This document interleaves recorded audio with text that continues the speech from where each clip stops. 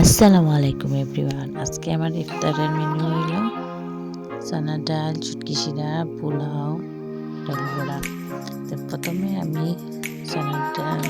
চানা বিরান করব। কুকারের মধ্যে চানা দিলাম, চানা দেওয়ার পরে পেঁয়াজ কুচি কুচি করে কাটলাম, পেঁয়াজ দিলাম, তারপরে দিলাম কাঁচামরিচ, তারপরে টমেটো, তেজপাতা, দারচিনি, এলাচি, আদা রসুন পেস্ট, করে দিব লবণ আর হলদি, মরিচ, জিরা একটু তেল, জল দিলাম। দেওয়ার পরে আমি ডাল পেস্ট করে দিলাম, গোড়া দিলাম, ডাল পেস্ট দিলাম, ডালের মধ্যে কিছু করা পেঁয়াজ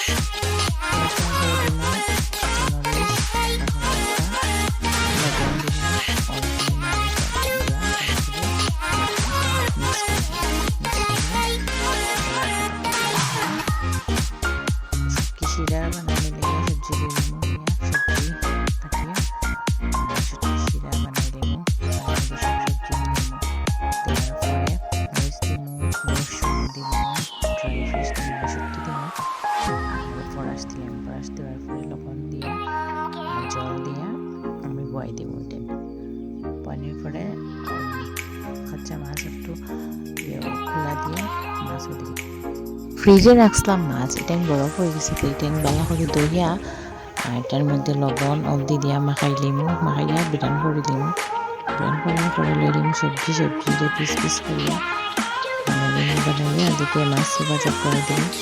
বানানোর পরে ভেতরে ফেলা ভেতরে সবজি বইলে দেখেন আগে যখন তৈরি হয়ে গেছে টমেটো দিলাম, মাছ দিয়া সময় বাড়িয়া 5-10 মিনিট লেগে ঘুরিয়ে রাখবো। দেখেন আমার মাছ কি সুন্দর হারা হয়েছে।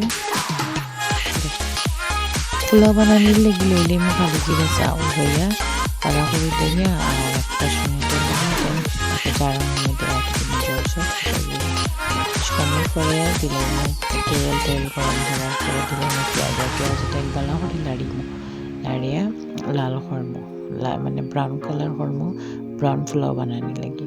তারপরে দিলে চাউল দিয়ে ভালো করে পেঁয়াজের মধ্যে দিয়া লাড়িব, যেটার সময় কালার হয় না দিব তেজপাতা, আদা রসুন পেস্ট, লবণ দিয়ে আবার ভালো করে লাড়ব। দেখো সুন্দর কালার আইছে আমার চাউলের। পরে দিলেই আমি একটু গরম জল দিয়া যখন পোলাওটা উতরাইয়া গেছে আর এরপরে জলও শুকাই গেছে, পরে কত সময় লাগে গুড়িয়া রাখি দেব।